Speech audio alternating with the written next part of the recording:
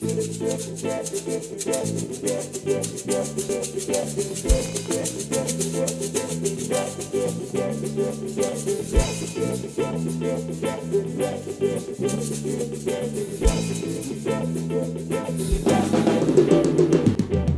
pretinho, crioulo, negrinho, pretinho, crioulo, negrinho, pretinho, crioulo, negrinho, pretinho, crioulo, negrinho, pretinho, Salve, galera, eu sou crioulo, o Diogo negrinho, Marques pretinho, e eu crioulo, estarei aqui em uma conversa com meu parceiro, o poeta Nascimento. E desde já, sejam bem-vindos todos e todas ao Pô Diogo. Lembrando que este projeto conta com o apoio da Lei Federal Aldir Blanc, realizada pela Secretaria de Cultura de Petrolina. Então vamos aí dar início ao nosso poeta. E aí, Fabrício, como foi essa sua entrada e participação e nessa história aí do Pão de Cultura após sua entrada? Diz aí, como foi essa história? Rapaz, é uma história assim, bastante longa e assim, massa, assim, motivadora, sabe? Eu cheguei na associação assim, sem muita expectativa, esperança de vida assim, de sonhos mesmo, né? E chegando na associação foi que eu fui descobrindo que eu poderia ser, como dizem, né, ditado, ser alguém na vida. E ali, a partir do ponto de cultura, as histórias dos heróis do povo negro, eu comecei a fazer algumas oficinas que eu me identificava, literatura, né, já que eu gostava de poesia, fiz teatro, fiz percussão e fui me qualificando, profissionalizando dentro dessas áreas, né?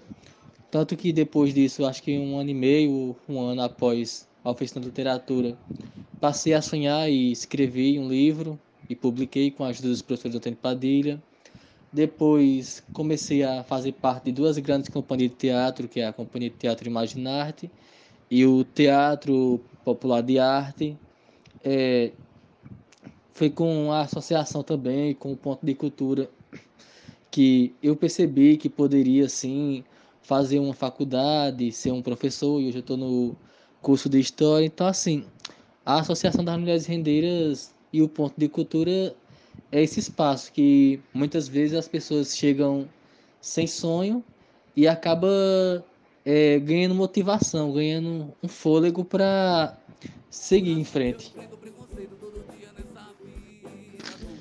Massa, massa. Eu também lembro do cheguei lá no Ponto de Cultura, que foi na primeira fase das oficinas de percussão e violão. E eu iniciei, inclusive, foi na de violão. Na segunda fase foi que eu entrei na percussão e fiquei até o final com percussão. E lembro também, quando eu cheguei naquele ano, ainda não existia projeto, a banda Fogo no Monturo, né? Existia o projeto Fogo no Monturo, que era exatamente esse projeto de ensinar, né? Através da música, os jovens e adolescentes. E se eu não me engano, eu não lembro o ano que eu entrei, mas eu lembro que você tinha mais tempo que eu. Lembra exatamente que ano tu entrou, Fabrício? Eu lembro, é inesquecível ali. Ali é o divisor de águas, como se diz, né? Cheguei ali no ano de 2009. Interessante assim a forma como eu cheguei lá é que não tem Padilha, né? Teve umas oficinas de percussão que era com lata de leite, lata de tinta, garrafas, né? E o professor teve que se ausentar ou foi embora. E os alunos ficaram e queriam se apresentar num evento que tem na escola. Aí nós lembramos que o professor de Educação Física, o Maestro José, ele também era músico, além de professor e várias outras coisas que o cabo é. E a gente foi na casa dele, aí pediu as baquetas emprestadas, ele emprestou. E quando chegou o dia para depois da apresentação, para devolver as baquetas, ele não estava em casa. Quem estava era a Dona Angelita. E aí ela me falou: "Você conhece as Mulheres Rendeiras, a associação?" Aí eu não sabia onde era o espaço. Já tinha passado por várias vezes por lá, mas não sabia que era aquele espaço, né? Inclusive minha madrinha, ela trabalha na parte de trás, que é a lavanderia, que era o acesso, a associação era o acesso para a lavanderia na época. E aí eu disse, não, aí ela, pois tá tendo uns cursos lá, que é do Ponto de Cultura, as histórias dos heróis do povo negro. Aí falou das oficinas e tudo mais. Cheguei lá e comecei a escrever lá no banquinho, no papel, né, os cursos que tava tendo. E lá pra cá é só motivação na vida. É dificuldade, mas a gente entende que com a associação a gente ganha essa força pra lutar.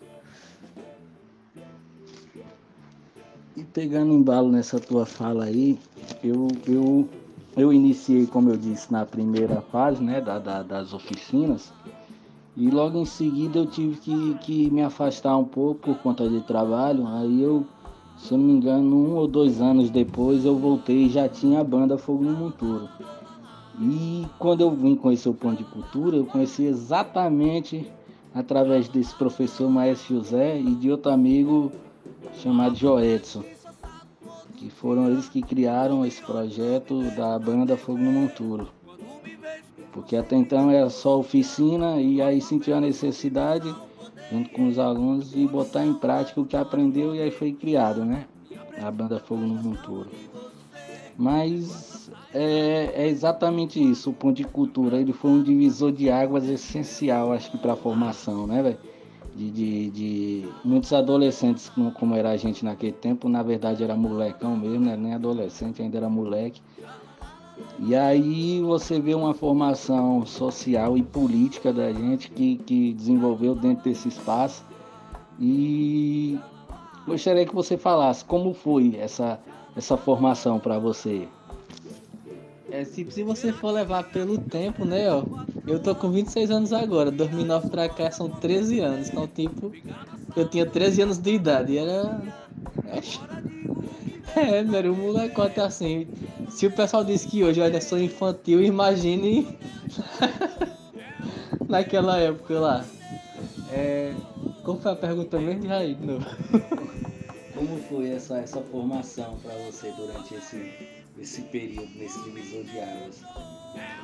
Então, foi isso. Foi uma formação onde a pessoa assim, entra ali enquanto aluno, né, das oficinas, e de repente você se vê ali enquanto fazendo de fato parte do espaço, querendo que seus amigos, amigas, até pessoas que você não conhece venham para aquele espaço para sentir aquilo que você sente, porque quando eu ando, principalmente na minha comunidade, né, e andava, já desde sempre não, mas desde mais novo, que eu moro ali no bairro Mandacaru, a gente percebe que, assim como eu também, tem muitos jovens que têm potencial, mas não têm incentivo, não sabem assim de fato como sonhar e não somente esperar, mas esperançar, assim, lutar pelos seus sonhos, né? Acreditar que de fato é possível chegar além do que é mostrado, do que dizem sobre a periferia, que é um espaço ali bem marginalizado. Que nós da periferia podemos sim chegar bastante longe, mas na verdade é que o sistema eles nos motiva a ficar ali, sempre no mesmo espaço. E por falar nessa questão de essencial, né? Como o Ponto de Cultura foi essencial para a gente, porque estávamos ali à margem, né? À margem da criminalidade, das drogas. E aí esse Ponto de Cultura veio e conseguiu salvar muita molecada, né? Porque eu lembro até um tempo atrás, só na Fogo no Monturo chegou a ter, se eu não me engano, de 12 a 14 pessoas. Né? Isso só na conversa, a gente chamando amigo, um chamava outro chamava outro, até que chegou a uma galera que tocava, né? Fora a galera que ainda não estava exatamente confiante para tocar, e aí ainda chegamos a 14 pessoas ainda nesse grupo. E aí você tira, velho, dessa questão, como existe uma falta de incentivo público, porque hoje você vê os pontos de cultura foram encerrados. mas muitos se mantêm por força própria, né? Por tentativa e trabalho e suor próprio para manter esse espaço que ainda é de resistência. E aí, queria que você falasse, sabe, como é participar de um ponto de cultura, o qual hoje não recebe nenhum incentivo do Estado e do nosso governo. Participar, assim, de um espaço, né, que no início teve, né, o incentivo do governo, e agora não tem mais, assim, a gente vê a diferença que faz, porque atualmente a gente continua resistindo, né, para manter as formações na periferia. Mas a gente percebe que quando havia recursos, que não eram nem recursos na época assim que era salário, na verdade, né, que nem era um recurso justo, mas era recurso que dava pelo menos para o oficineiro se alimentar, comprar lanche para os meninos, né, as meninas que iam para as oficinas e até pagar uma passagem também era mais uma ajuda de custo do que propriamente dito um valor digno para um trabalho da cultura sustentar sua família ou até para quem morava sozinho também. Mas tipo, conseguia se manter um projeto com um pouco mais de qualidade, porque tipo, mesmo não sendo um retorno significativo, pelo menos a pessoa ia estar fazendo ali, o oficineiro fazendo o que ama, tendo, claro, seu trabalho secundário para se manter, mas também não precisando tirar do próprio bolso para realizar aquela atividade, porque o que acontece atualmente é isso, a gente tira do bolso, cada um faz as vaquinhas, né? Para realizar um festival, o pessoal vê, eita, aquela galera ali na associação tá ganhando uma grana danada. Na verdade, a gente tá tirando do bolso, fazendo a limpeza, fazendo o lanche, para arrecadar, para manter o espaço de pé e continuar o trabalho. Mas é isso. E a gente percebe, por exemplo, agora, né, assim, puxando por essa lei Aldir Blanc, o quanto os trabalhadores da cultura, né, falar aqui de Petrolina, eles têm conseguido produzir e com muita qualidade. Então é isso, se a gente tiver incentivo de verdade, né, não somente como no passado, que no início do ponto de cultura, que era ajuda de custo, mas incentivo para o trabalhador da cultura realizar seu trabalho, conseguir manter sua família, a gente consegue fazer a economia girar, não somente no campo cultural, mas dentro de todo local, porque trabalhadores da cultura são pessoas que compram roupa, são pessoas que comem, e esse dinheiro que vai estar vindo para trabalhar a cultura, além de estar movimentando o comércio local, vai estar fazendo com que estudantes, jovens, como eu, como você também, Diogo, tenham a oportunidade de sonhar. E tipo, quando o jovem começar a sonhar num espaço como ponto de cultura, nas mulheres rendeiras, a gente consegue transformar a sociedade. E hoje, né, temos vários projetos aí bem semelhantes ao nosso, né, e vários pontos de cultura também. Mas temos hoje uma parceria muito forte com grandes grupos aqui, como Companhia Biruta, Companhia Balançarte. Tem outros projetos que foi criado dentro do ponto de cultura também, como Abril para a Luta, né, Cine Papelão, que tudo isso foi feito só para levar para essa juventude. E hoje também tem um parceiro que faz exatamente isso, que é tentar levar um pouco da cultura, né, já que o ponto de cultura é as histórias dos heróis do povo negro. Então a gente tenta levar sempre que esteja ligado com a nossa história, com a história do povo preto, né, com essa ideologia. E aí vem um parceiro muito massa, que é o Afros Berdelia, é uma galera que criou essa produtora, esse festival, exatamente para levar a música para dentro da periferia, a cultura forte nossa para dentro da periferia. E aí hoje você para e pensa que todos esses grupos passam pela mesma situação num estado de miséria mesmo, né? É um estado que é bem difícil mesmo. Muita gente acha mesmo, que nem você disse, que ganha dinheiro ali, mas não sabe um texto que a gente pena, né, velho? Do suor que a gente, Ave Maria, é uma correria terrível. Mas existe, como sempre existiu, né, uma marginalização o nosso povo. E dentro do Ponto de Cultura não seria diferente hoje. Continua sendo assim. E eu acredito aí que vão batalhar um bocado ainda para mudar essa história. Mas aí também tem a questão da gratidão, né? É muito massa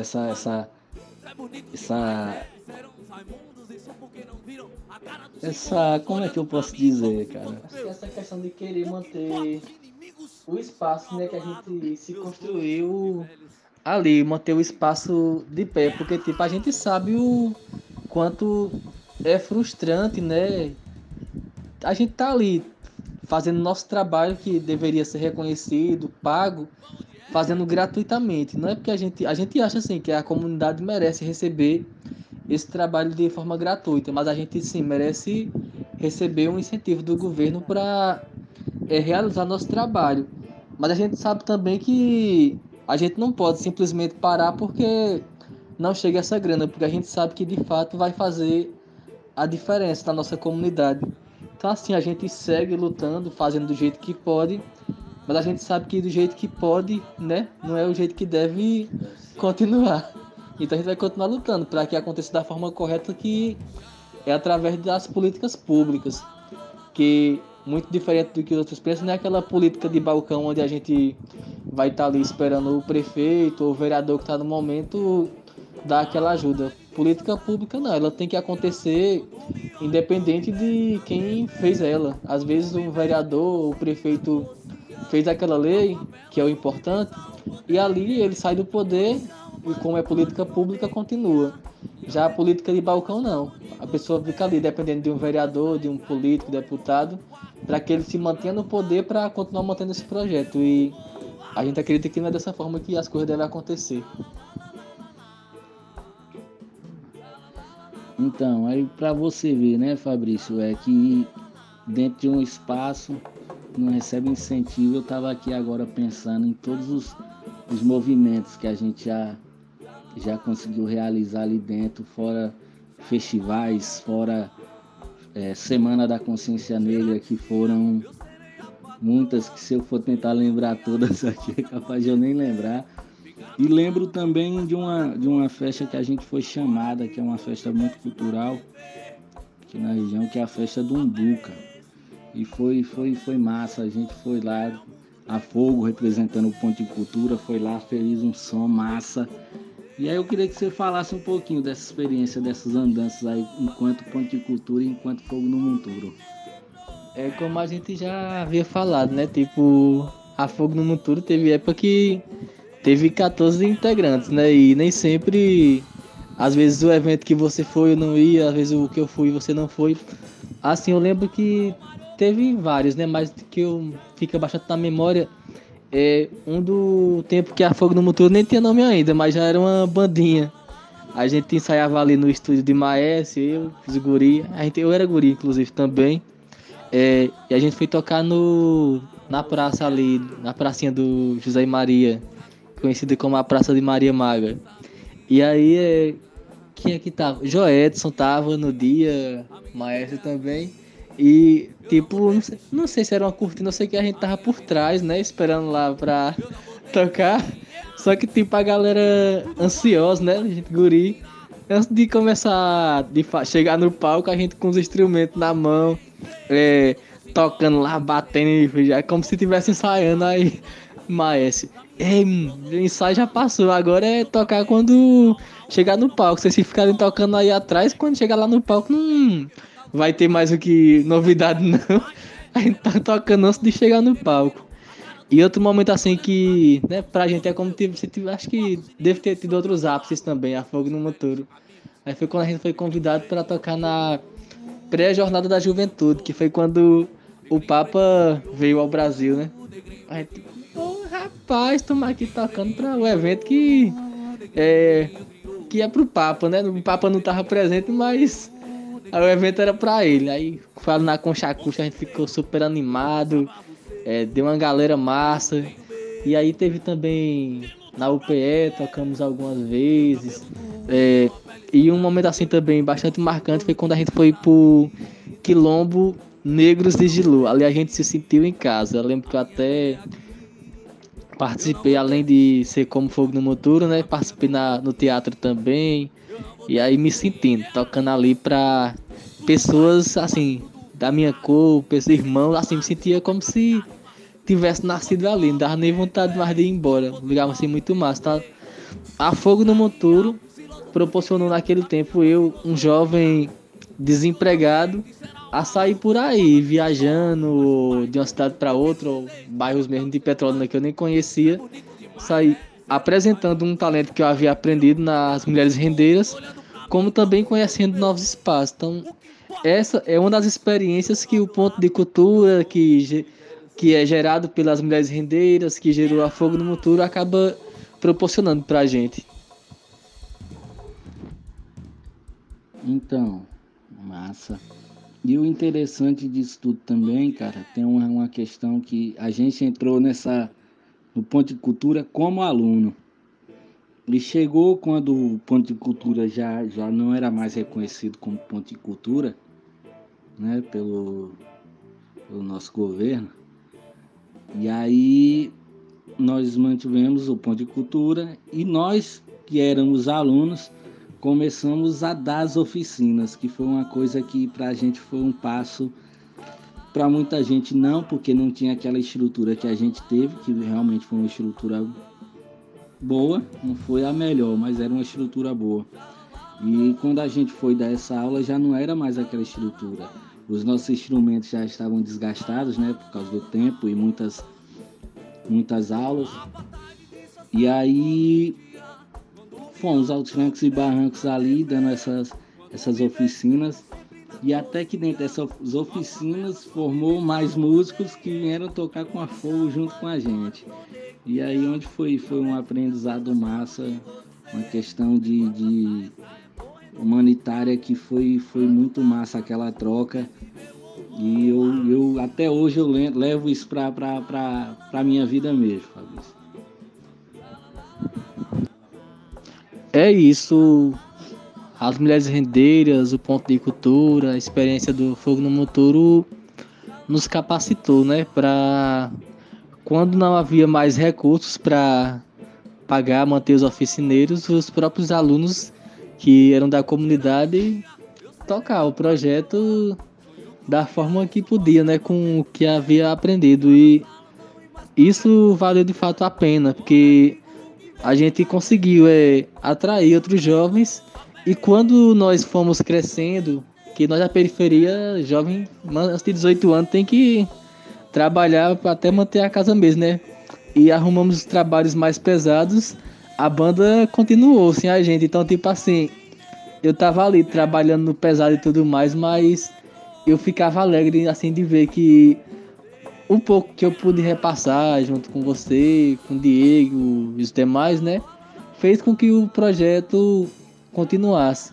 Infelizmente agora por causa da pandemia e os demais cresceram, tá parado, mas eu assim, imagino que agora com esses novos incentivos que eu acredito que possam chegar esse ano que vem, através da Lei Paulo Gustavo, né, sendo aprovada, a banda Fogo no Muturo possa estar retornando. E assim, é um interesse meu, tá repassando novamente, desenferrujando ali um pouquinho do que eu ainda sei para colocar mais jovens nesse projeto e ele continuar, porque é um projeto que faz os jovens da periferia sonhar.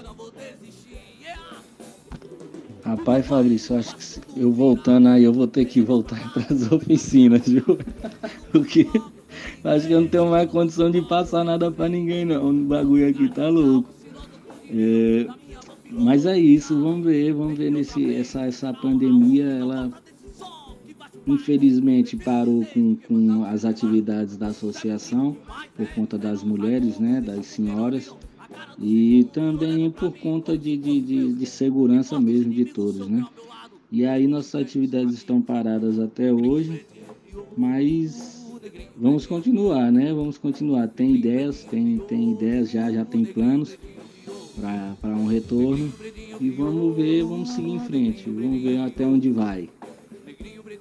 E aí, Fabrício, a gente tocando nesse assunto pandêmico, eu pergunto para você, como é se acostumar vindo de 13 anos aí dentro de um espaço, uma família praticamente construída dentro desse espaço, e aí do nada vem essa pandemia e 2 anos já, pouco mais de 2 anos, sem aquele movimento, né? Sem aquela aglomeração afetiva que sempre existiu ali. Como tá sendo pra tu agora?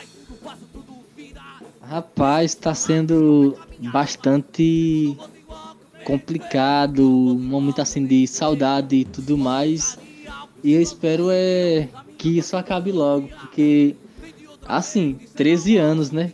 Eu iniciei ali como um estudante, me tornei voluntário e agora, além de voluntário do espaço, basicamente as senhoras, as mulheres da associação, elas disputam para dizer quem é minha mãe. E assim, tenho todas como mãe do coração, mas tem algumas que tem 6 meses que eu a vi, né? Ou pelo menos de longe.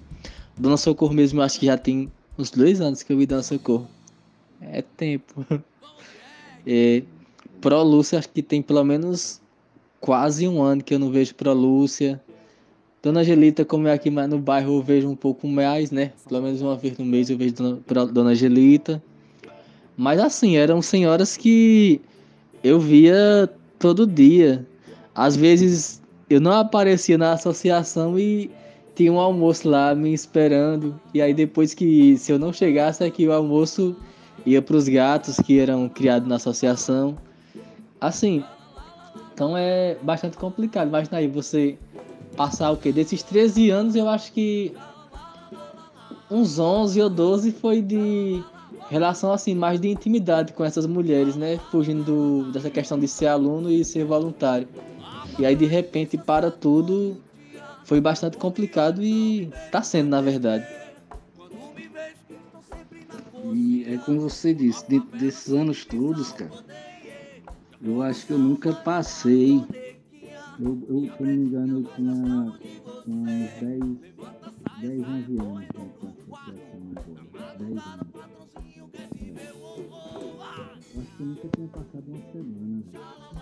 Nunca tinha passado uma semana ao longo da associação. E agora, 2 anos, cara. E sempre uma falta terrível daquela movimentação, da agitação, assim, e das reuniões do grupo, faz uma falta imensa, viu? Tem essa questão da estranheza, né? Inclusive de, por exemplo, hoje se eu passar 20 dias dentro de casa, eu não recebo uma ligação de ninguém para saber o que foi que aconteceu. Mas tipo, se eu passasse 3 dias dentro de casa só porque eu queria ficar dentro de casa, não era nem que precisasse fazer alguma atividade na associação. As mulheres já começavam a ligar para saber se aconteceu alguma coisa. Então, tipo assim, tem até essa questão da pandemia de o outro às vezes se importar menos com o que tá passando na casa do outro, né? Porque é isso, não recebo mais ligação para saber como eu tô. Recebo não. Porque, tipo, todo mundo sabe que tem que ficar em casa. Então, tipo, não, se não tá por aqui é porque tá em casa, tá fazendo certo. Mas antes não, se desse 2, 3 dias, era o celular tocando mensagem enquanto não atendesse pra dizer o que foi que aconteceu, se tava triste ou com raiva, se alguém magoou alguém. Tinha que dar uma justificativa. Não era nem porque precisava realizar uma atividade, é porque tinha essa questão do se importar. Não é que as pessoas deixaram de se importar comigo ou eu deixei de se importar com as pessoas, mas é porque meio que se tornou algo comum não ver o outro.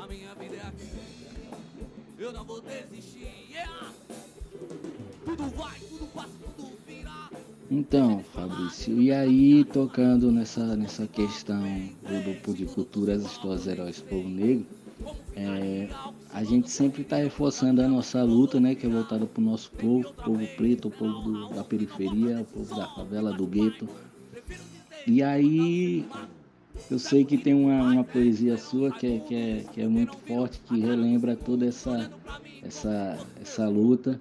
E eu queria saber como foi que você se inspirou e como você criou essa poesia. E diz aí pra gente aí o nome da poesia. Ah, estou ligado com a poesia. essa poesia, ela, assim, não surgiu do nada. Assim como nenhuma poesia surge do nada, né? Tem que ter algum motivo e é aquele sentimento. Quando eu cheguei no ponto de cultura, eu tinha aquele sentimento, sabe, de querer fazer uma oficina só pra ocupar o tempo mesmo. Não era nem por sonhar em ser alguma coisa, nem essa questão racial toda, né? Que eu tenho hoje em mim. Mas aí com o tempo inclusive eu, quando era pequeno, ali, esse guri mangando da minha cor, eu orava pra Deus, Deus, por que que o Senhor me fez nascer negro? Poderia ter nascido branco, igual meus outros amigos, sabe? Que nem na escola não tinha professores negros. Então, tipo assim, pra mim, ser negro era ser excluído e não ter motivação pra nada. E aí quando eu chego na associação eu começo a perceber uma galera negra que é professor, que é educação física, que faz isso e aquilo. E eu, tipo, é como se você abrisse assim uma cortina e visse um novo mundo, sabe? De oportunidades ali onde tem pessoas negras que ocupam papéis significativos na sociedade e que você pode se enquadrar. Então, tipo, eu não tinha mais motivos para orar para Deus perguntando por que eu nasci negro. Porque ali eu podia ver a força do povo negro naquele espaço em que eu estava. Então, a partir daquele momento, eu comecei a ter orgulho de ser negro. E aí daí onde surge a poesia, que eu recito da seguinte forma: orgulho de ser negro, ter essa cor melanina abençoada por Deus. Sim, eu sou negão. Há muito tempo tive vergonha desta cor na minha pele carregar. Hoje sinto vergonha de há muito tempo não me orgulhar. Eu era uma criança, não sabia como me defender. Ser branco era moda. Então, o que fazer? A minha madrinha, de cor clara, dizia: só é pretinho, mas gosto muito dele. Só é pretinho? Eu me perguntava, qual era o defeito? Hoje descobri, madrinha, que o único defeito era o seu preconceito. As crianças não merecem passar o que passei, sofrer bullying, chorar o que chorei. Eu cresci, meu nome, superação. Não tolero mais preconceitos. Eu sou negão. Show de bola demais essa poesia. Cara, eu sou negão, eu também sou negão, viu? Então, aí você vê, né, toda esse lado que o Ponto de Cultura despertou. Aí eu pergunto, Fabrício, quais foram as portas aí que o Ponto de Cultura ajudou a você entrar nessas portas e desbravar outros caminhos e assim também conhecer novos grupos, novas pessoas? Como foi? A partir da minha entrada nessa porta principal, né, que é a Associação das Mulheres Rendeiras, é um espaço onde eu não fiquei preso. É um espaço onde eu aprendi ali com aquela oficina de literatura que eu poderia, além de escrever minhas poesias, dar oficina de poesia, de conto. E ali, por exemplo, foi onde eu conheci, né, tempo me expondo, né, nos eventos realizados pela associação, mas também pelos que eram convidados à associação para participar, seja na Univasf, na UPE. Recitando, eu pude conhecer algumas pessoas, como por exemplo a Graciele Castro, onde nós fundamos o projeto Sertão Poeta, que aí rodou vários, pelo menos não lembro quantos, mas alguns estados aqui do Brasil, várias cidades aqui do Pernambuco. Levamos oficina de cordel, poesia, xilogravura, né, através do projeto. Então, tipo, isso é uma porta que levou a várias outras portas. Mas aí também tem a Companhia de Teatro Imaginarte, que é outra porta, onde a gente apresenta a Paixão de Cristo, que a gente leva para várias outras cidades. Então, tipo, isso tem a raiz lá na associação. Tem o Teatro Popular de Arte, onde nós apresentamos peças de palco, já é outra porta. Tem a universidade, que tipo, de tanto a gente tá indo ali, né, se apresentar na UPE, eu acabei, rapaz, eu não quero somente me apresentar, não. Eu quero ser aluno daqui e um dia até mesmo ser professor, que eu ainda vou dar aula na UPE. Essa é uma vontade minha e estou estudando para isso. Então, assim, o que é de porta que se abriu para mim depois que eu entrei na associação, são portas que eu não imaginava nem que existia. O que se existisse não eram portas para mim. É dessa forma que eu imaginava. E agora eu sei que até as portas que dizem que não é para mim, às vezes eu não tava nem com vontade, mas eu vou lá só pra dizer, ó, eu posso mesmo. É isso. E aí, sim, é dessa forma mesmo que você vê hoje, né? Hoje, dentre tantos projetos, que não só abre portas, como também dá a chance de você criar novos projetos. Como hoje você vê, temos o Abril pra Luta, que é um projeto que eu acho lindo também, que leva o esporte, leva a cultura, leva cinema, leva todo tipo de informação para a galera através de música, esporte, tudo voltado sempre dentro da periferia. E temos outro hoje que para mim é o meu xodó, que é a produtora Afrosperdelia, né, velho? Que vem como lançando essa ideia de lançar sempre eventos, festivais, sempre culturais dentro da região norte aqui de Petrolina, dentro das periferias. E esse ponto de cultura deu essa liberdade para a gente, e não só a liberdade, como também a confiança, porque hoje lançar esses projetos dessa forma, como a gente botou o peito assim na frente e foi, e tá funcionando, tá criando um corpo, é bonito de se ver, velho.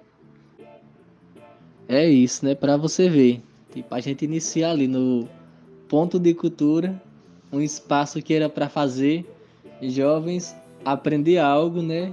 E ali ser motivado.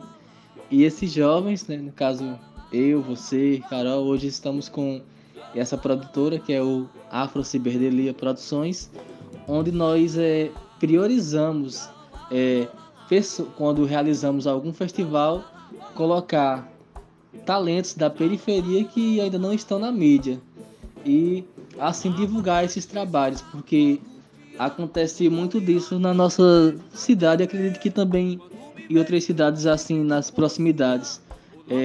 A galera rala que só, aí é preciso sair de Petrolina para poder ganhar reconhecimento lá fora, para depois a galera começar a aplaudir aqui dentro de casa, né? O que deveria ser diferente. Você deveria... Isso é diferente. Né? A gente tenta buscar isso aqui interno, né? Conquistar a nossa galera, o nosso gueto. E tem outro detalhe, que toda a renda que se vem com esse projeto, a gente movimenta e gera renda dentro da nossa periferia, dentro do nosso bairro, dentro dos bairros adjacentes.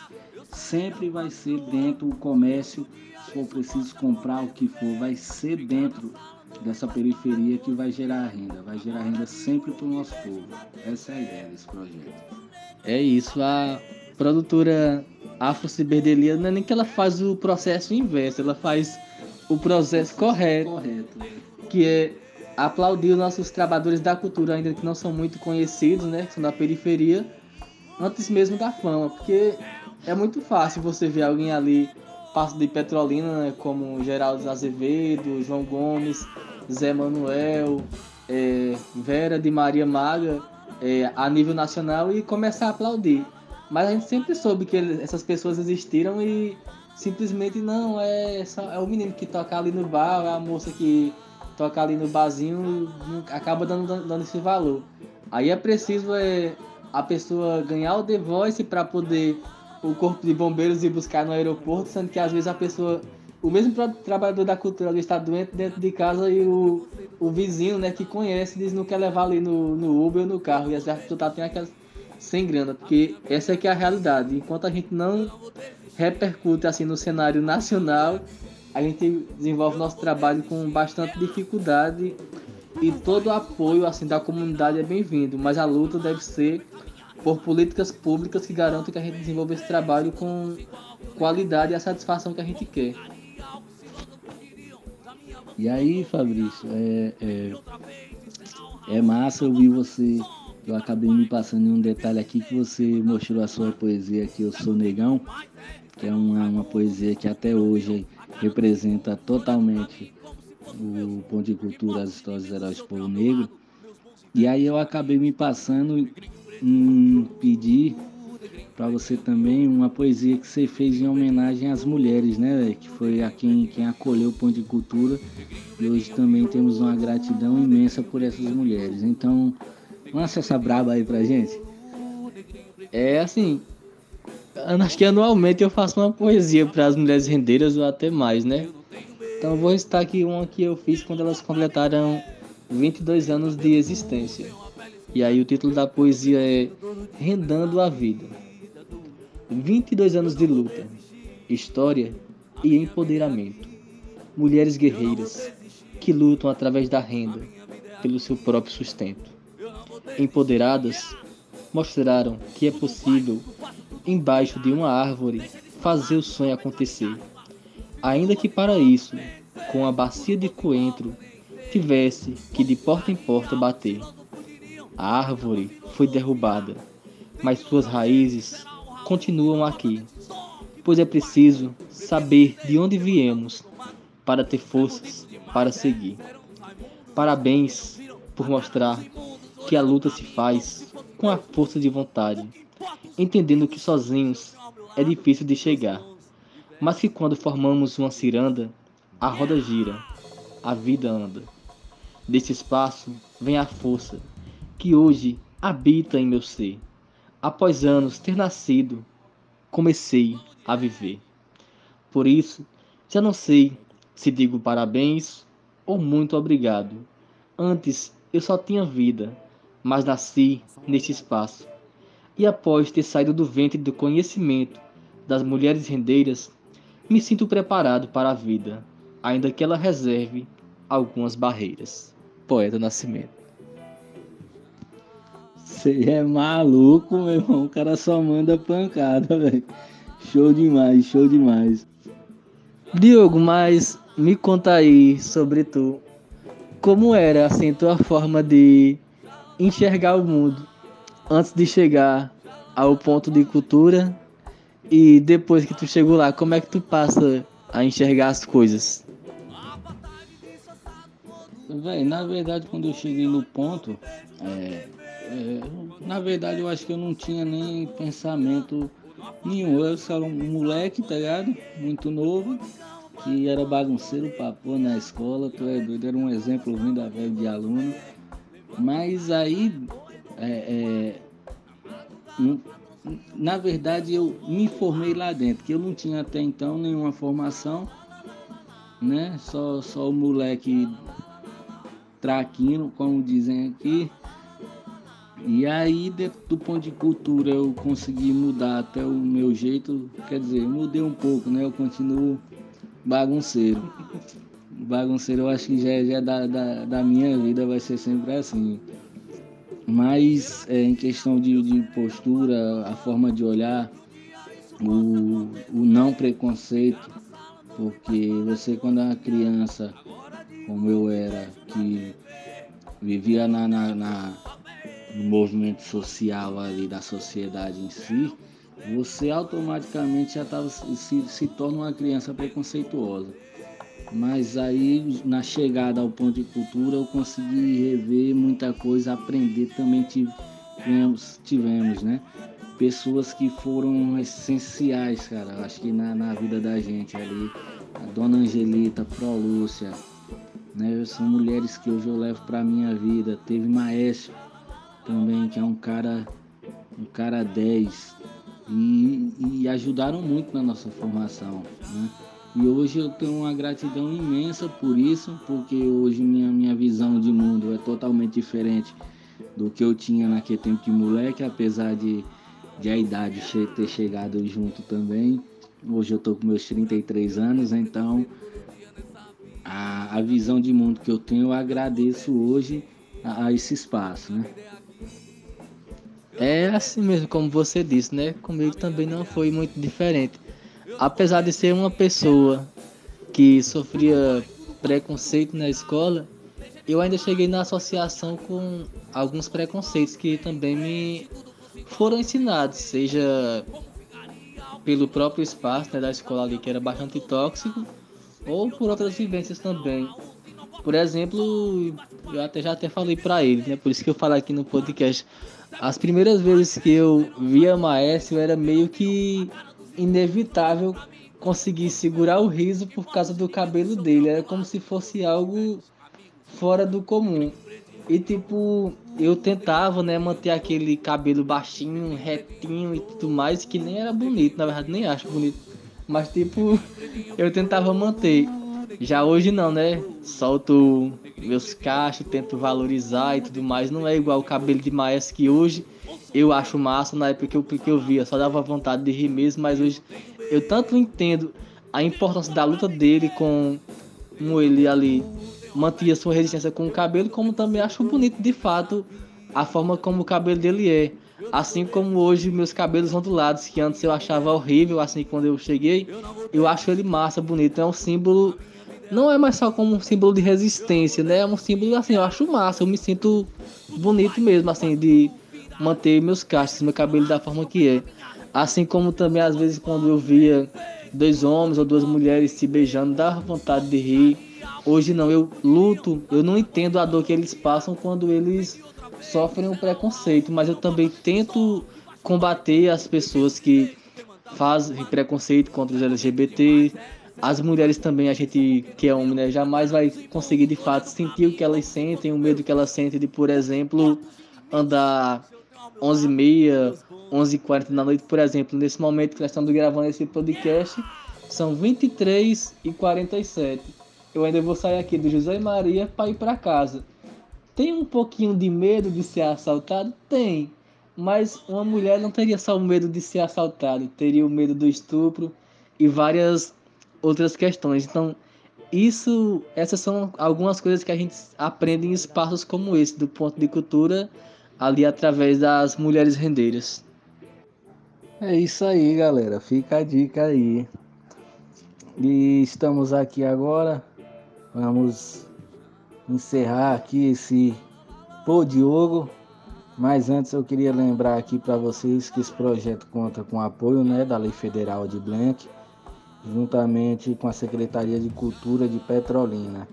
Então, é isso, galera. Vamos encerrando por aqui. Fabrício, mais alguma mensagem você quer deixar? Falar alguma coisa para nossa galera? É isso aí, galera. Fica a dica aí. E estamos aqui agora. Vamos encerrar aqui esse Pô Diogo. Mas antes eu queria lembrar aqui para vocês que esse projeto conta com o apoio, né, da Lei Federal de Blanc, juntamente com a Secretaria de Cultura de Petrolina. Então, é isso, galera. Vamos encerrando por aqui. Fabrício, mais alguma mensagem você quer deixar? Falar alguma coisa para nossa galera? É isso, vamos manter e criar também, não somente manter, mas criar novos espaços de resistência. Eu não sei de que cidade, de qual comunidade você vai estar ouvindo esse podcast, mas se no seu lugar de vivência existir um espaço de resistência, faça parte. Lá você vai se sentir mais fortalecida, mais fortalecido. E se você ainda não encontrou, crie esse espaço. Junte sua galera, ou junte das várias galeras que existem no seu espaço e criem. Porque eu lembro assim, né, pelo que as mulheres rendeiras contam.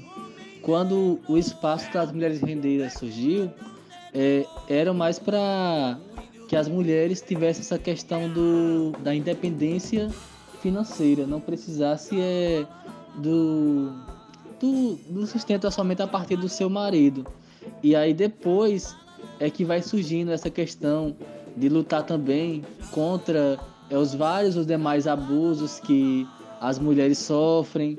Surge também depois, com o passar do tempo, a questão da cultura como um fator essencial para se viver em sociedade. Surge também a questão de lutar contra o racismo, contra o preconceito. Então, assim, dentro de um espaço de luta, pode existir várias lutas de várias pessoas.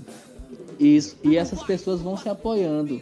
eu não sou mulher, eu não sinto o que uma mulher sente, mas isso não impede que eu esteja ali para apoiar a causa das mulheres.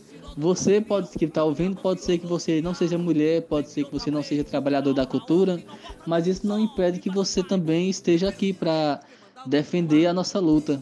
E a melhor forma de defender não é você querer se aparecer na luta das mulheres dizendo eu sou o salvador. Às vezes tem uma marcha das mulheres, por exemplo, e você é homem. Às vezes a melhor forma que tem é você, sendo o pai ou não da criança, ficar em casa, segurando a criança. Já é uma boa forma de você ajudar a luta. Então, tipo assim, são detalhes que parecem ser mínimos que vão contribuir de forma significativa. Então é essa mensagem que eu deixo. Faça parte da luta. Pois é, galera.